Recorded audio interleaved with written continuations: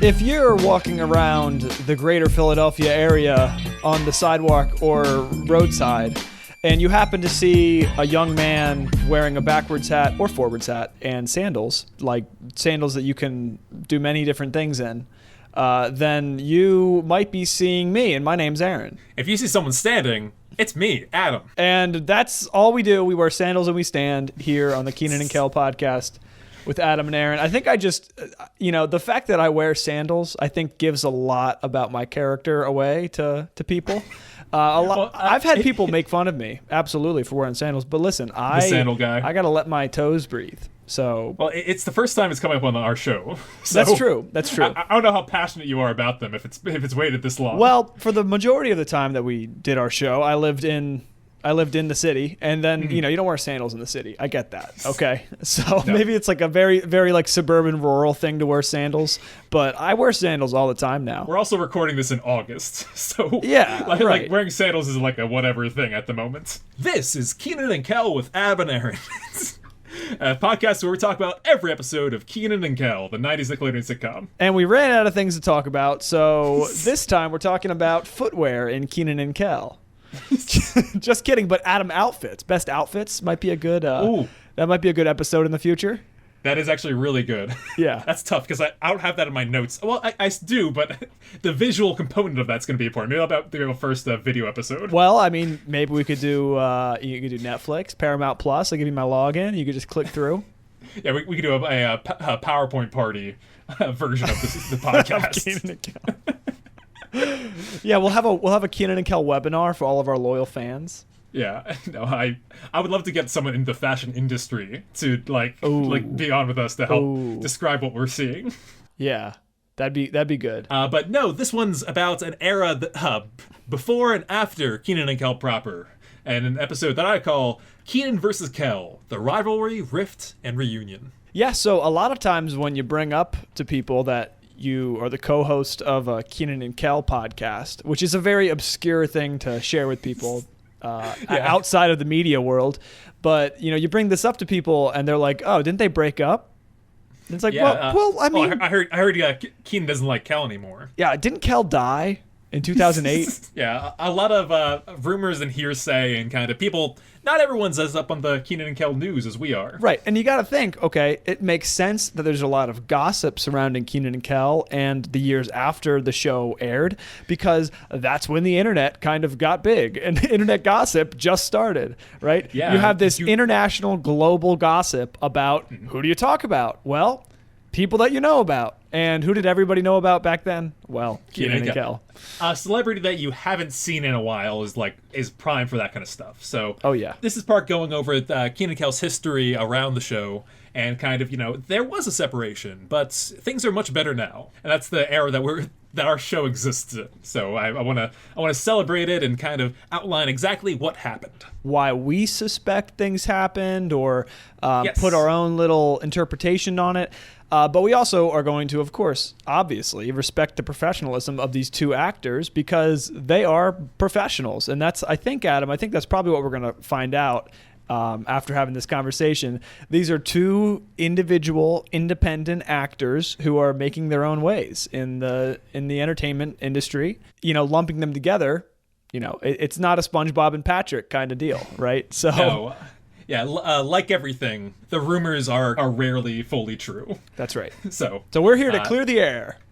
Yes. With all the hubris we can muster. And before we get too far, Aaron, I mentioned it. Let's get into some Kenan and Kel news.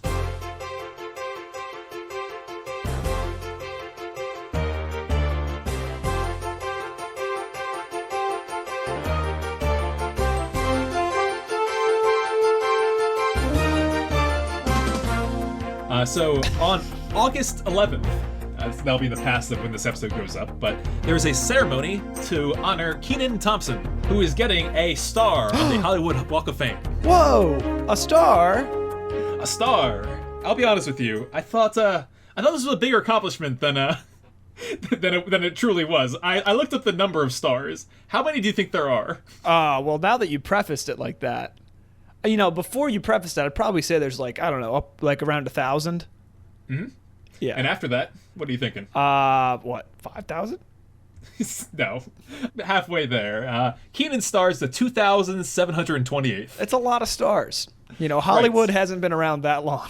It's like it hasn't, right? We got like about 100 years, give or take a couple decades. And I also learned that there's like 5 different categories apparently of stars. Okay. And some people have multiple stars. Like one person has like all 5. Right.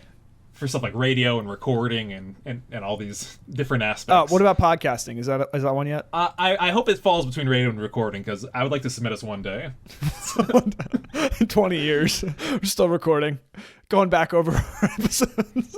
Speaking of submission, I have to say, especially with the topic of the week, that there should be a star out there for Kel Mitchell as well. Oh yeah? Give me the criteria for Kenan and why Kel should also be included. Well, it's such an enormous segment, Aaron, that I would like to explore this in future episodes under a new title.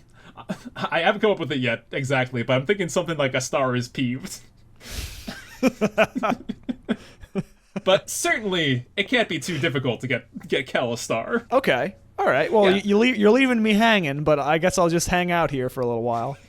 Yeah, I want us to begin a campaign to see what needs to happen for Kel to get on there. A Star Is Peeved. Yeah, A Star Is Peeved. I think that's appropriate. Yeah, great. So, on with the show. What is this, 1950s? Yeah, no, I've got that Hollywood energy right now. Yeah, that's definitely Hollywood. On with the show. All right. So how are we going to do this, Adam? You're going to kind of do a history walk, and I'm going to chime in, and then I'll lead the contemplative meditation section at the end. What are we doing? Yes, I hope that's the plan. All right, here we go. Do you know who starred in the movie first, Kenan or Kel? Kenan. Yes. Do you know the movie? No. D2, The Mighty Ducks, the sequel to the first Mighty Ducks movie. He was in the sequel. That's pretty cool. Yeah, he played the heroes of the story, Russ. And that kind of was his recognized talents that got him booked on All That. Right. Him and Kel came on All That at the same time, right? Right. For the first season, they were Kel was a new hire, and Kenan apparently was the big shots because of Mighty Ducks. He rolled onto the set for the first time on rollerblades. Right. That's how cool. Full confident, right? Fully confident, right. And kind of becoming his own actor. Adam, So how did Kenan and Kel grow up? What was did you learn anything about their early roots as actors? A bit. Kenan Thompson was from Columbus, Ohio originally. His family moved to Atlanta, Georgia when he was 9 months old. Yeah, he was a baby, right? Yeah. Yeah. And his mom enrolled him in acting classes when he was 5. Seems like because he always liked entertaining people. Oh, yeah. Right? Something like that, right? So, yeah, and she worked hard to make ends meet, things like that. Yeah, a lot of the show, Kenan's kind of inspired by his early life. Right. Meanwhile, Kel was a Chicago boy. South side of Chicago. And he was taking drama classes in a vocational high school. It was very much they're kind of primed and primed to be young actors. Right. And so they were both born in 1978. And All That started in 1994, right? Right. Okay. That's correct. So they're both 16 when things were kicking off. They were 16, yeah. So sophomores in high school, essentially. Yeah, and that's a whole world of right. I don't know how it works when people go to school and act at the same time. Right, but it definitely happens, right? That's a lot of child. I'm sure there's a whole industry about that. Well, I'd love to talk to someone in Hollywood proper that knows how that works. Right. Yeah. I mean, it's not uncommon. When I was a sophomore in high school, I had a job. Oh yeah, for sure. So they were both young, doing high school, up and comers, right? And then when they started Kenan and Kel, they were freshman year of college, basically, right? Yeah, basically that age. So, and that was the evolution. On All That, the writers really noticed their chemistry. When I say writers, I mean people like Kevin and Heath. Right. They saw that kind of dynamic that they have there, and with some help from other parties, the show came to be. I think their Mavis and Clavis characters were what really kind of inspired this. Basically, 2 old men that they both portrayed. Right. Who I'm pretty sure they took partly from people that they knew, and you just kind of and that's the beauty of young actors, because your imagination is it's kind of limited to what you've experienced. but it's also young enough to see the potential of such a role. So yeah, Mavis and Clavis. They clearly did their kind of comedy homework in a sense. The show was inspired, but all that inspired by, of course, SNL, but more for a kid audience in mind. And like one of the first things Kenan did was his Bill Cosby impression. Right. Like that was what he was his staple for a bit, but then it evolved into that kind of chemistry between the two of them. So yeah, 1996 was the first year of Kenan and Kel. Right, and they were also friends off the set, right? They weren't just compatible on stage, but it was also they started being friends off the set and all that kind of stuff. And all that. Yeah, no, there's a real camaraderie there. Yeah, and because they were doing 2 shows at the same time. I think there were seasons that they were recorded. If I'm not mistaken, the first season of Kenan and Kel was from April '96 to August. Right, and like on the other times of the year, they were doing all that. And the following year, in 1997. In the first 6 months of the year, they were doing all that, Kenan and Kel, and Good Burger. Right.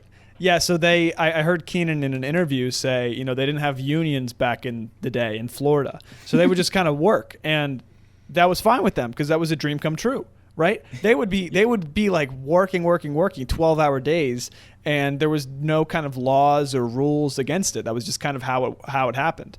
And that was the industry they were entering, and that's what they wanted to do. To be a child star, to be in your teens and be making Good Burger, which grossed, $23 million. And then you go to your other job, which is working as a performer in a theme park, essentially. Yeah, right. They had great success with Good Burger. The production took place over 6 months. Like, that's the big claim to fame story. There was a real tell-all article about Good Burger a couple years ago. Which is short for a movie, right? Yeah. It was pitched to like hey, SNL does these spin-off movies. They take a skit that works, right. And Good Burger was a skit on all that. That was very popular. Cal plays Ed, the, dumb cashier at a fast food place. Good Burger. Oh, Adam, we know Ed. Oh, yeah, we got him. And so they said, hey, what if we spin this off? And the higher-ups said, that sounds great. However, we really want it for this summer blockbuster season. And they're like, that's in 6 months. Okay. Let's make it happen. They made it happen too. It's real cool how much of a cult following this kind of slapdash effort was. Right. A cult following, and really that was so many people's childhood, because that's what you did in the summer, right? You went to see movies. You're growing up in the late 90s, and you're watching Kenan and Kel, you're watching all that. These guys were all over the youth entertainment stage. And they were great friends during all of it. I think it's important to highlight that this is kind of this moment here, 97, is when Kenan and Kel kind of become a package deal. Right. This is when they would start having those 4 appearances on the Steve Harvey Show together as Kenan and Kel. As sister, they star in it together as 2 different characters. Right. In 97, they have cameos together on Cousin Skeeter, Sabrina the Teenage Witch. They're together like this. Yeah, it seems like they're signing together. They're a package deal, right? People ask them to both be on. Yes, absolutely. That said, things go in a different direction. In 1999, one of them stars in the movie Mystery Men. Do you know who that is? That's Kel Mitchell. You could see in the beginning, Kenan had all that more experience with the Mighty Ducks, but suddenly, even though he was doing Mighty Ducks in 96, the third movie in the series D3, Kel's the one that got this huge blockbuster role in Mystery Men. He played Invisible Boy, if you ever recall seeing that. I don't know if I ever saw this movie. I think I watched it with you and Rachel one time. Okay, maybe that's true. But I've only seen it the once. A flop of a film. It did not make back its gross, but starred Ben Stiller, Hank Azaria, and a bunch of other comedians at that time. Cool. And so it seemed like Kel was kind of gonna be okay, right? Kel was making a name for himself. Specifically, in 1998, I think this is important to point out, Kenan and Kel together were nominated for the Best Television Actor at the Kids' Choice Awards. Together, yes. They were the package deal for who that was. Right, okay, that's interesting. They did not win. I don't have it here who did that year, but in 1999, the winner for the favorite TV actor at the Kids' Choice Award was Kel Mitchell. Oh. It wasn't together, it was just Kel. For All That and Kenan and Kel, his work on both those programs. Wow. So I think this is kind of the turning point. This is when Kenan presumably says, like, wait a second, I'm my own actor. I've been doing this since I was 5. I should have credits to myself. Together, and this is kind of like, I would say, the last big thing they did in this era, they co-starred in the movie The Adventures of Rocky and Bullwinkle. There's a pair of, like, nerd college kids that I think they play called Lewis and Martin. Okay.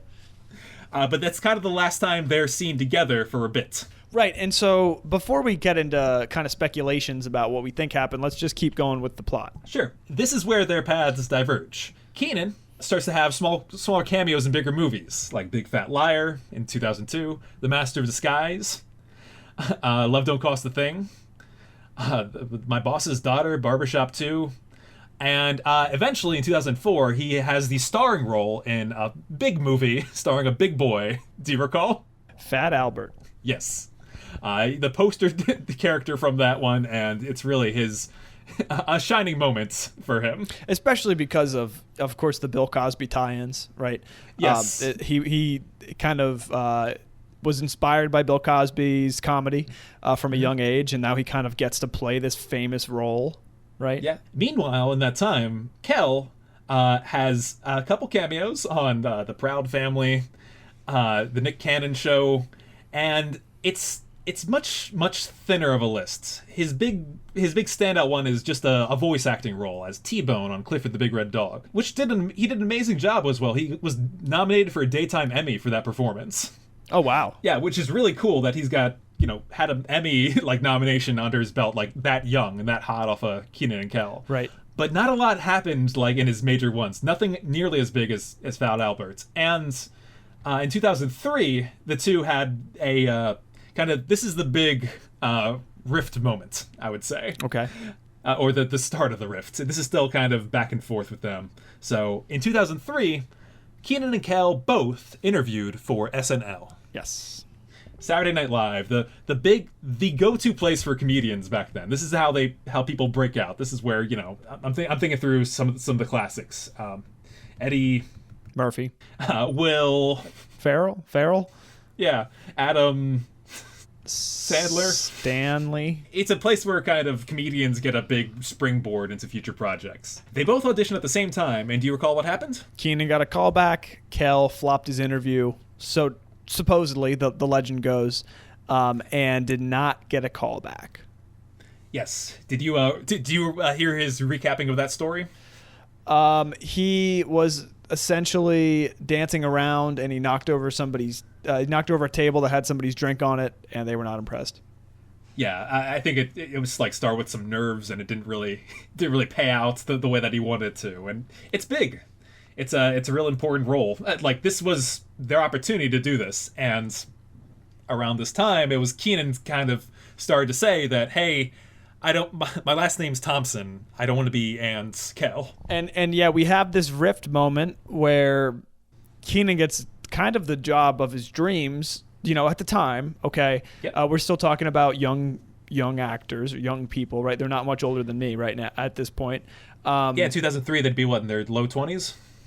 2003, they'd be 25. Yeah. 25 yeah. 26, right? So they're just, figuring out their careers kind of. But I think, we have to really kind of piece together where the feelings there are is, Kenan and Kel was canceled essentially, right? There was talks, do we do Kenan and Kel in college or, what do we do? And the network was basically like, no, like Kenan and Kel's done. And so you have this show that kind of has become their identity. In a way. The legacy of that show is why we have this podcast. Absolutely. I mean, they're more than just actors. They're characters. Yeah. We've talked about it so many times how Kel is more like a cartoon character at times than an action, like an actor. But of course, it's him acting, which is the brilliance of it. Not to mention, I don't know if you know this, Adam, but Kenan and Kel are actually their real names.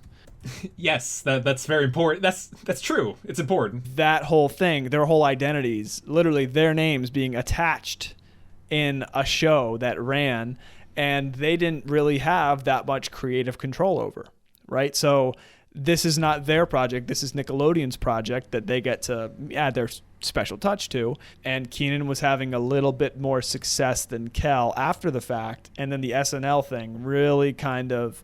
That's where it starts. You look at Kenan's career, longest tenured person on SNL.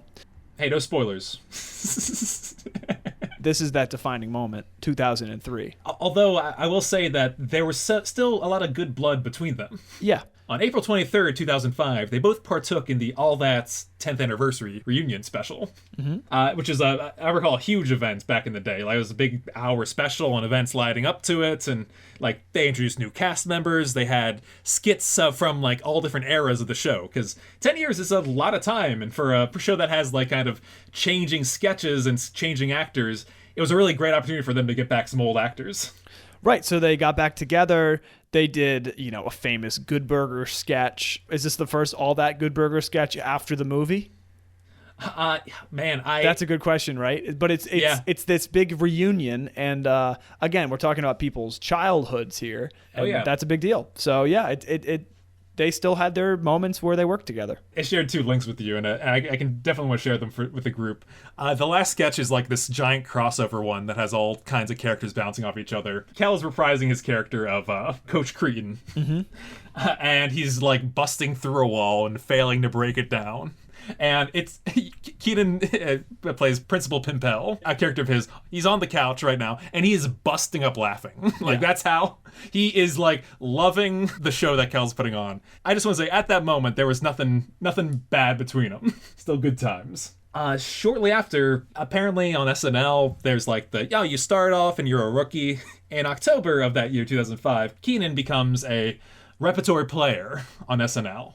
He's like, it's official, he's in the big ones, and that's what kind of hooks him into being there for, until the present, even. It becomes his wheelhouse, and this kind of great gig that he does all the time, continuously. Meanwhile, Kel, little part pieces. He is in made-for-TV movies, and like straight-to-DVD specials. I think in this time, he does crazy things like Dance Foo. In 2011. Well, I think he made that one, didn't he? Yeah, he co-wrote it. He co-produced it. The cover art is amazing. Oh, let's check it out. If you haven't seen it. He teams up with Cedric the Entertainer, a contact from the Steve Harvey Show. Yeah. But it's a martial arts comedy film. In that same year, he stars in Battle for Los Angeles. Not the big Battle for LA movie. The like Asylum Sci-Fi Channel, like kind of knockoff version of it. It's kind of a darker stage in his career, and behind the scenes, he was going through all kinds of stuff, all kinds of drama in his personal life. Yeah, and not to get into it too much, but there's a relationship that is not really going well, and there's infidelity, there's depression, and all this other kind of stuff, kind of hitting Kel, and I guess we'll talk about this towards the end a little bit more, so I don't want to give anything away, but it's often pitched as Kenan and Kel don't, they broke up. It's like first off, they were never in a relationship. Right, yes. But I could see, like, kids who were, like, kind of sold this image, like... Exactly. Like, Abbott Costello, Magic and Kareen. Yeah. Or Penn and Teller. Kenan and Kel. Right.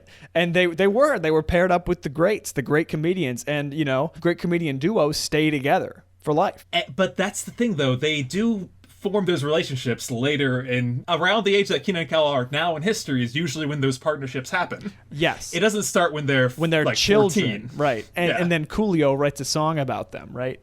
Right. I mean, you have this whole entire, first off, being 18 years old and having this kind of working relationship with your partner, right? Your comedy sketch partner. Yeah. And both your names are the title of a television show. Right. This is, I mean, talk about identity crisis. Like, you don't even know I don't know. I'm 24. I don't know who I am. Right. And so as people mature in the industry, right, you're always seeing some individuation happen and some growing up.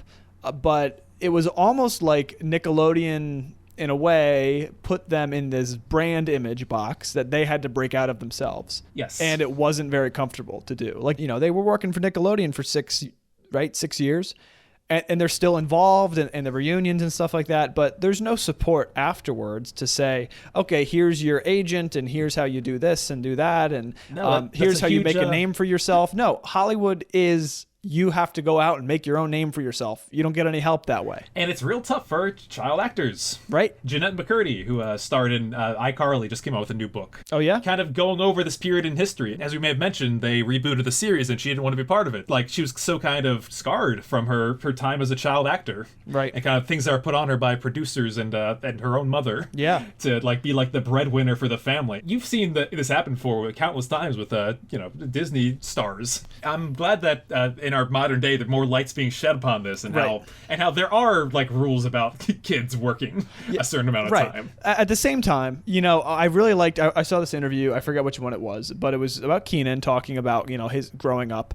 And he was 15 when he got the job at All That, or 15, 16. And he said, well, I needed a job, and that was better than cutting grass, right? So that's his career, and he has a really solid family foundation, and he was always very real and grounded with his family. And so when Kenan and Kel ended, he was like 22, 23, and he was ready to go out and kind of make a name for himself, whereas Kel was kind of dealing with some, relationship things and kind of, it doesn't necessarily, I don't know his story, but it doesn't seem like there's as much family support from Kel's end. And so you really kind of have this, Kel's more of this exuberant, lovable guy, but also it seems like he's a little bit more in the fun, entertaining world and less grounded, whereas Kenan, throughout his whole entire career, so solid and sturdy and no drama, right? I mean, there's some controversies here and there, but grounded is an important word for that. I think especially in like their styles of comedy is important too. Like Kel's bits, from like 18 to 22 on Kenan and Kel, like he's kind of the loud one. He's kind of the energetic one. He's kind of like, bouncing off the walls. And I think his comedy, I would say, skews a little bit younger.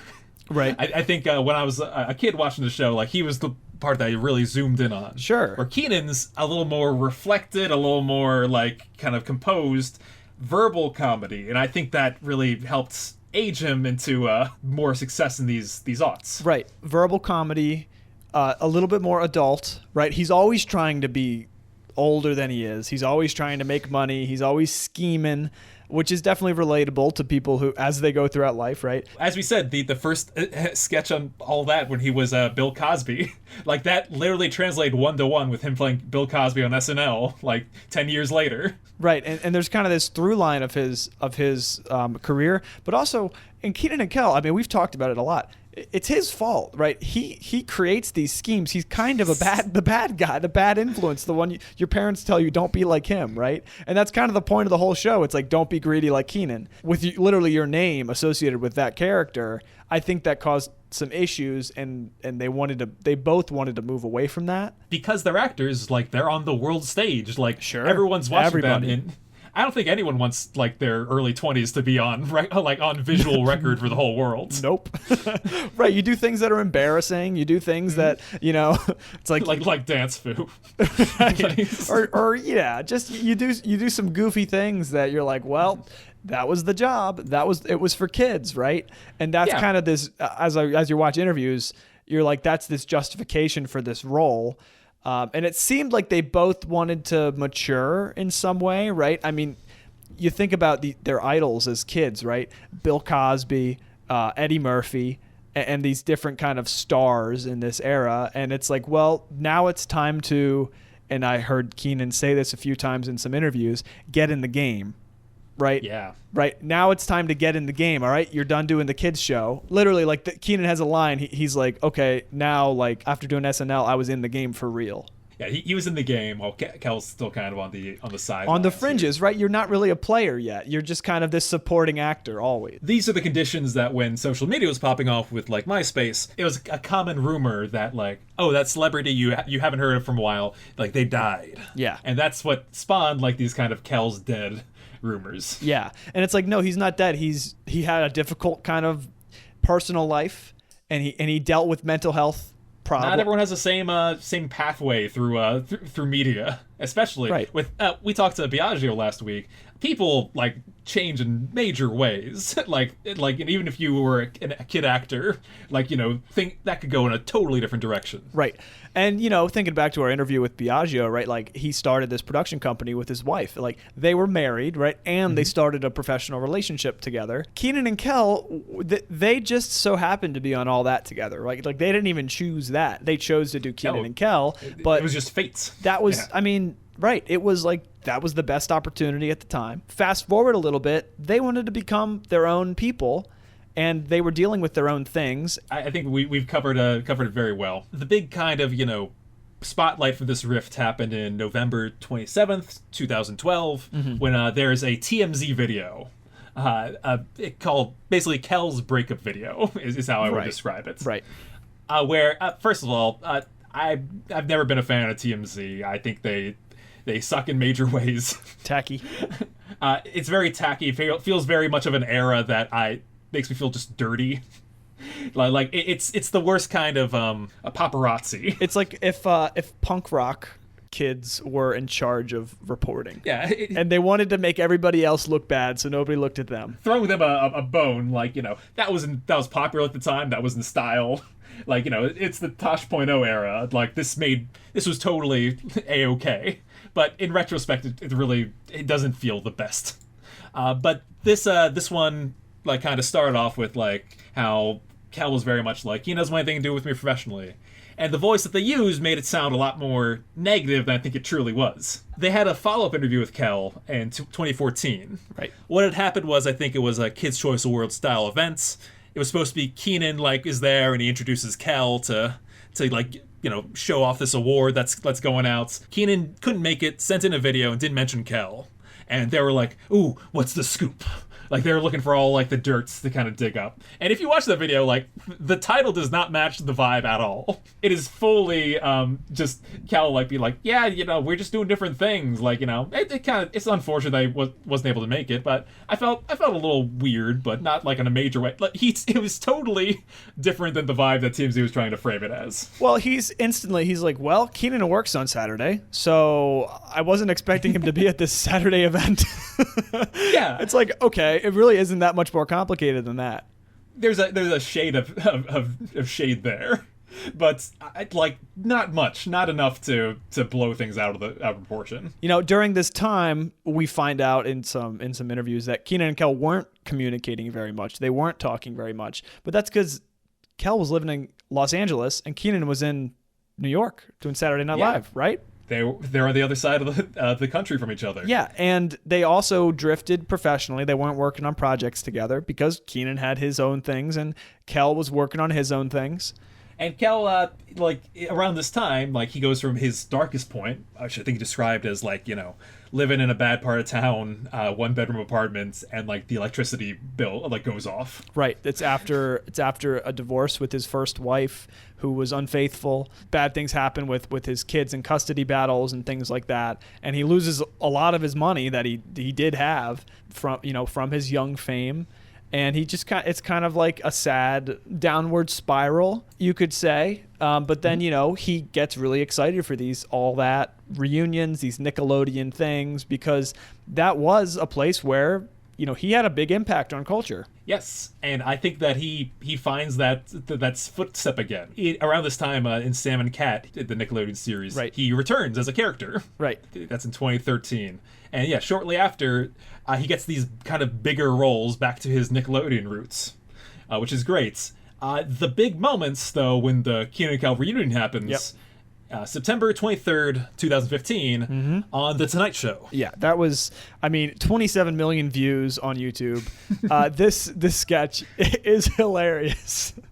Yeah, I will, this tiniest of asterisks here. Not a Jimmy Fallon fan. Oh no. I think he's really fake and really kind of not funny. But what he does well is he taps into nostalgia and he kind of, puts these two lightning sources together. He organizes a Good Burger kind of sketch where like he works as underneath Ed, who returning role of Kel Mitchell. And the audience like loses their minds when they realize it's a Good Burger sketch. And they lose their minds fully when Kenan arrives, reprising his role of Lester Oak's construction worker. Construction worker! A frequent Good Burger kind of visitor. Patron. Although he never really pays. This is the, like I said, props to Jimmy Fallon, who steps out for like that part of the scene. Yeah, absolutely. He knew what the audience wanted, and they like just wouldn't stop clapping when these two were back and forth. And it's still there. That's the great part. Is that chemistry, it took a dormancy, but it is back in action. Well, I mean, you spend so much time working with somebody. You have to have that kind of chemistry. Like, I don't know, Adam, in your formative years, too. I feel like if we took 10 years off, 15 years off from podcasting, and we watched an episode of Kenan and Kel, and I think we would just kind of fall back into it, too, right? Absolutely. I mean, Kenan had still been doing sketch comedy all these years, and Kel, you know, it was one of those things where somebody would go up to Kel and they would say, "Who loves orange soda?" And he said, "Kel loves Kel." Mitchell as an actor, as a human, seems to really kind of embrace the fame of his iconic roles, whereas Kenan has such a wide variety of roles and was never as iconic. You might say. I think the word is around this time, especially after all the darkness, Kel really humbled himself, and he felt that, like, you know, the love that comes out of people that remember him for this. You hear about celebrities all the time that are in these, that are kind of hit with these roles, and honestly, for good reason sometimes. I'm thinking of people like Jaleel White. He was the guy that played Urkel on Family Matters, and he had a very tough time once that show ended because he was very pigeonholed. Right. People always cast him in that same kind of nerd role, and like they really wanted to do the same, do that. Alfonso Ribeiro from The Fresh Prince of Bel-Air, who played Carlton, had a similar experience. Rainn Wilson on who played Dwight on The Office. Right. Yes, he has another classic tale. He's very outspoken about this in the Cho Show episode he's on Hulu. Fantastic testament to, he's like, I'm not Dwight. I'm Rainn Wilson. Like, I have feelings and like a family, and I have likes and dislikes. Yeah. It's kind of like, you know, two hats you have to wear. One where it's like, you know, thank you so much for respecting me for my past work, but I'm a new person now and I do new things. Well, I'm a person, right? I'm a person. I'm not a character. You can't write me into whatever, you know, interaction we're having together, right? Jim Carrey has a famous kind of tirade against the selfie. And it's like, like, don't just run up to somebody, take a selfie, post it, and say, "Who loves orange soda?" But Kel is also super generous about it, and you could see it right in this 2015, 16, 17 kind of phase, especially as he enters back into the Nickelodeon fold. He's super kind of emanating, right, with this kind of joy. There's an awesome interview with the two of them, like, still in costume right after doing the sketch. And you can really see that things kind of rekindle between them. The interviews afterwards, they say about how they start texting each other and calling each other again, and talking regularly. And this attitude, this kind of reforged Kenan and Kel inspired them to return to all that. Right. As executive producers, now seeking out a new cast of younglings. Right. And this is really cool because they reboot it, you know, of course, with the support of Nickelodeon and all the production teams and crews and all this. But they look for new, young talent to kind of give them a space and create this environment to almost not churn out these new stars, but to support them and help them grow. And it's really cool to see, right? Because Kel gets to reprise a little bit of that fame, but he's also, you know, converted to Christianity. He's now Pastor Kel. He's a youth pastor. Yes. And so his whole kind of life's purpose, his life's mission is revolving around supporting young people through difficult times. He's got a new faith and a new kind of voice, which is, you know, I'm happy that he's found like the light in his life. Yeah, and he has a new relationship, and he has, you know, new kids with this relationship. And what it seemed like is really cool recently is part of what rekindled that relationship was also the fact that they're both dads. And that's hard. That's a hard thing to do, right? Absolutely. So that's a big part of kind of what brings Kenan and Kel back together, and what they're continue to work on together, which is all that. Kel's been able to do some spin-off stuff on his own too. He was a runner-up on season 28 of Dancing with the Stars. Yep. He's been finding like his own niche, and I think for everything I've gathered, Kel's like happy. Yeah. With how things are. Kenan still got his like kind of golden career. He just got a star on the Hollywood Walk of Fame. Right. Things are looking up right now, and I'm glad that Kenan and Kel are once more back together. They actually did something which was interesting. They had a conversation with each other about all of this kind of stuff that they didn't really, everybody was talking about. Everyone was talking about them. Right. So, like, each other a lot. And I think with that kind of separation, you start to assume things about other people. You build little scarecrows of how you think they feel and what their attitude is. Yeah, and think about what Kenan thought of Kel and what Kel thought of Kenan, right, throughout all of this process, all these years. There's definitely a read of Kel's mood at this time. When he's like, oh, Kenan, like, doesn't like me. Right. Kenan's, like, done with me. When really, he's just trying to be his own guy. And they were able to talk, and that's a great thing in anyone's relationship, They were able to talk. It seems like Kel was pretty public about his difficult times. I think is a good thing for the stigma of Hollywood and young stars and things like that. He outspoken on kind of mental health, but also his faith. All that's cool. It makes me think, though, why didn't they stay in closer contact? Which is why I do think there was this kind of, I don't know what it was, whether it was jealousy, whether it was professional kind of differences, however you want to put it, right? I do think at the end of the day, Kenan was trying to create his own career, whereas it seems like Kel was kind of fueled by Kenan's career. Like we said about the kind of awards that time, right? And Mystery Men and all that stuff, like, Kel was getting a really good kind of cut of the deal. I think people, when they like look back at Kenan and Kel, like their go-to knee-jerk reaction is like, "Oh yeah, Kel, the funny one. I'm surprised he wasn't the one that made it to SNL." Like that's like kind of, I think, an attitude that if I was in Kenan's shoes, I'd want to shake. Because as we also said, he started acting at 5. He was on Mighty Ducks before he even touched all that. He started acting at 5. It's not a pride thing. This is his work. Yeah. This is his career, okay? This is life. This is livelihood. You could kind of be like, okay, well, I want to make sure that I'm making my own life and I have my own career, because at the end of the day, I got to provide for myself and my family and my people, and I want to be my own person. To me, it seems like Kenan, I don't know, what do you think about this?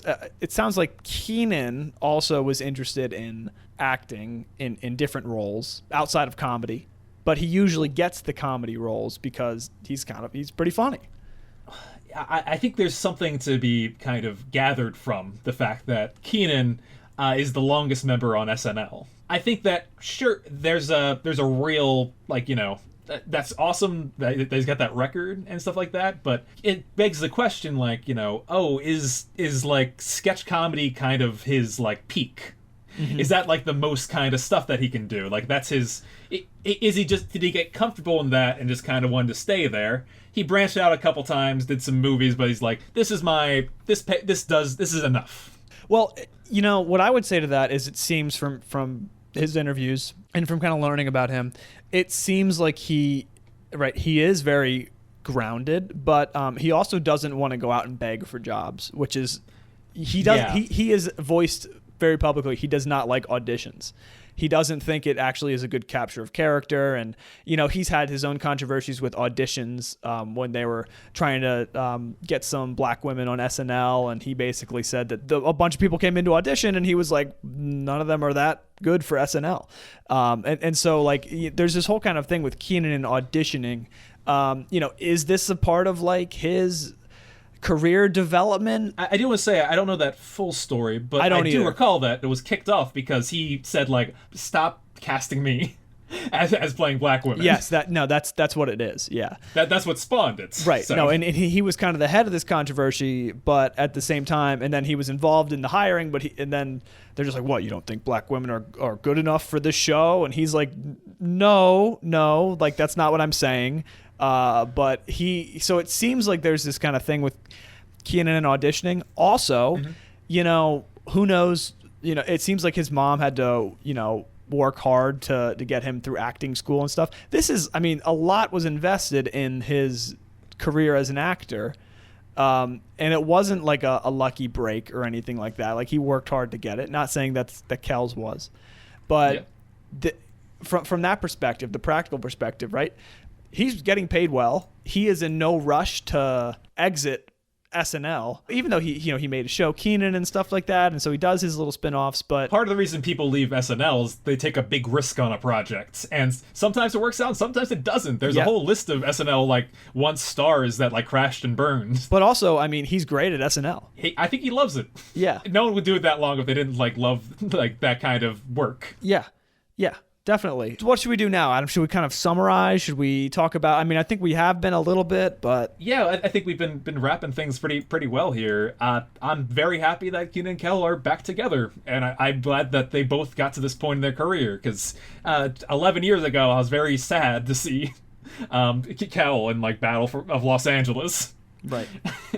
In fact, it kind of started inspiring me, to find him on Twitter and saying, hey, dude, what's up with this? Is this the plan? Did you know this was supposed to be funny? Right. It kind of it kickstarted my new love of Kenan and Kel a bit. Oh.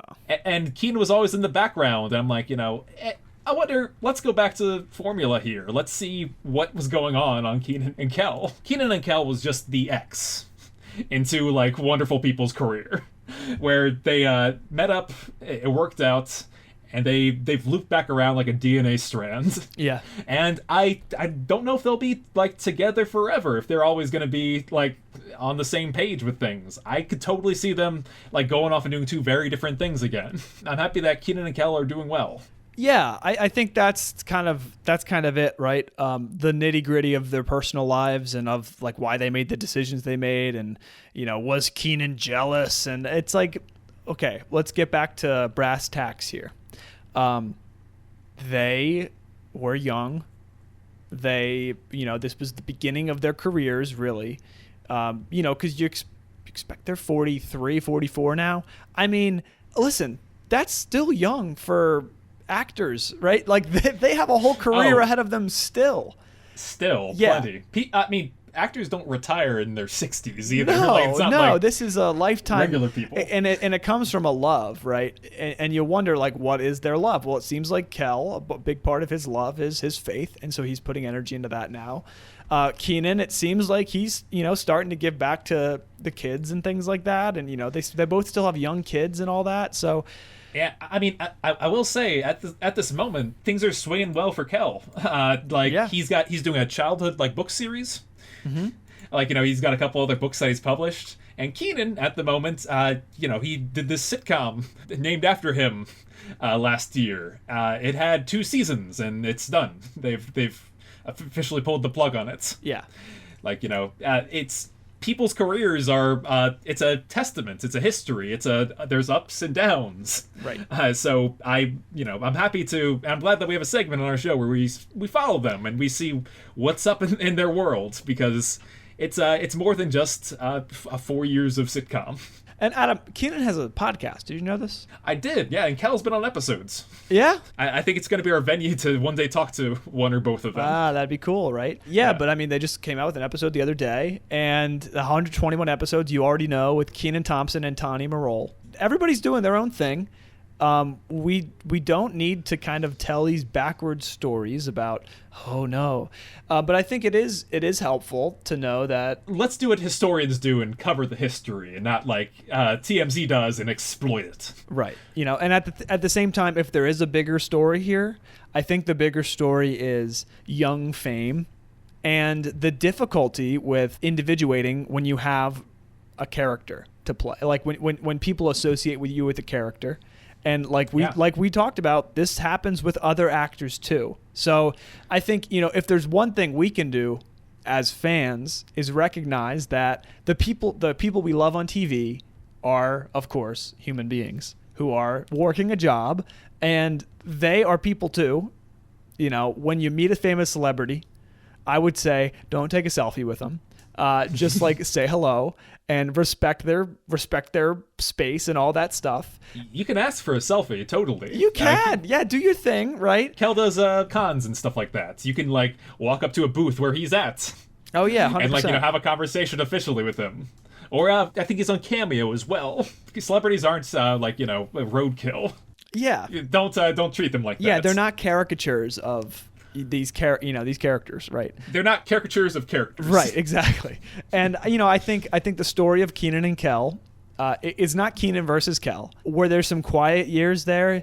Yeah, but do you talk to your high school friends every day? No, people drift and people come back together and you reunite. And I think what's cool is that they're both professionals and they have never publicly dissed each other. You look around and that's not a thing that's happened. Even zooming in that TMZ stuff, it's like it's very much they went their own. Even at like the height of what this should be, they're just looking the other way and turning the other cheek if there's any bad blood between them. The last thing I would say is Kenan and Kel, as we have this podcast, right, was an iconic television show. And what does it mean to be an icon? I think it means, you have an image. And if you don't live up to that image when people meet you, then they're disappointed. And nobody wants to disappoint their fans. But at the end of the day, you're a person. And you got to make decisions that are right for you. So Kenan and Kel both made decisions that were right for them. And maybe they weren't. And maybe they were. But I'm glad there's not a Kenan and Kel season 25. Like that. I would be much more sad if that was the case. As much as we would have more content to cover. I'm glad that we had this episode, and very well said. Aaron, before we head out, would you be so kind to join me for this Fanticam? I would love to, Adam. This is a tweet that I saw from @CosmicGloveyDX, who said that we should all band together and vote for Good Burger before nominations end for the National Film Registry on the 15th. Aaron, the Library of Congress has a great has a collection of films. I like where called this the is National going. Film Registry. Is this going to be a question? This is going to be more of a prompt for you. Okay, great. All right, let me see what I can do. Let me get my pen and paper out. It doesn't have to be live. I was hoping we could, I could pitch it to you and we can submit it before the 15th in 5 days. Okay. So basically, there's a list of eligibilities, which Good Burger totally falls within, of movies that are like welcome to the Library of Congress. Do you want to help me read some of this? Sure. So to be eligible for the registry, a film must be at least 10 years old and be culturally, historically, or aesthetically significant. Oh my goodness. The movie Good Burger, I think, matches all these things. And there's a kind of a big paragraph here about what the registry should be about. And I think we're well within the realm. The registry is intended to reflect American society and the rich tapestry of American cinema since its inceptions around 1890. To that end, we strongly encourage the nomination of the full range of American filmmaking, not just Hollywood classics or other well-known works, but also silent-era titles, documentaries, avant-garde, educational and industrial films, as well as films representing the vibrant, unmatched diversity of American culture, both in terms of content and all those who created these snapshots of American society: directors, writers, actors and actresses, cinematographers, and other crafts. Boy, Adam, I think we have quite the contender here in Good Burger. Yes, and so my premise for you, and this is a little homework behind the scenes, is to write up a pitch for Good Burger for this page in the Library of Congress. I can send you a link to where you can submit it, and I'll post a link right now on Twitter for all the Fantas to join us. Next episode, I would like us to read what our pitches were for why Good Burger should be welcomed in the Library of Congress. Absolutely. Are we going to write 2 separate ones? Yep. Okay, as many as possible. Anyone can nominate, so I think 2 nominations will be good. When's it due? August 15th. Okay, so this is way past when this episode airs? Yes, so that's why I'm posting it now on Twitter. Okay. Yeah, so unfortunately, our Biagio interview bumped us a bit. I think just one pitch would probably do it, right? It would get them to be like, oh. And I think 2 pitches, you and I. 2 resounding pitches? Lock us in. Oh, yeah. Yes. Oh, and that'd be something we could put on our resumes.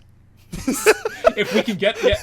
Got Kenan and Kel with Adam and Aaron. 120 episodes. For what it's worth, I want to make sure you know that the Library of Congress movies aren't...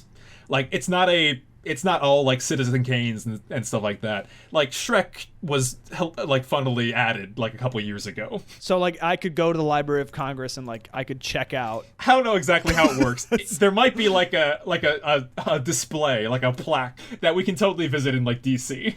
Oh my God, that'd be amazing. That says Good Burger is now included. Yes. Well, Adam, I will make sure to have my pitch ready for you the next time we podcast. Oh, and most importantly for Library of Congress, but by August 15th. Thank you for joining me on this different but really good episode of Kenan and Kel with Ab and Aaron. What we want to leave everybody with is remember, don't meet your heroes. Just kidding. I think meeting Kenan and Kel would be really great, right? I think that they're great. They're two great human beings who have really made a name for themselves. I think they're both in the game, absolutely, and they should be proud, and their family should be proud of the hard work they've done over all these years. I am very happy to be a fan of not only Kenan and Kel, but both Kenan Thompson and Kel Mitchell. Join us next time for another pass at something that these two wonderful men do. Until next time, everybody. Here it goes. Thank you for listening. You can send us an email at KenanKelPodcast@gmail.com or leave us a voicemail at anchor.fm/KenanKelPodcast. You can find us on Twitter, Instagram, TikTok, all at Kenan Kel Podcast.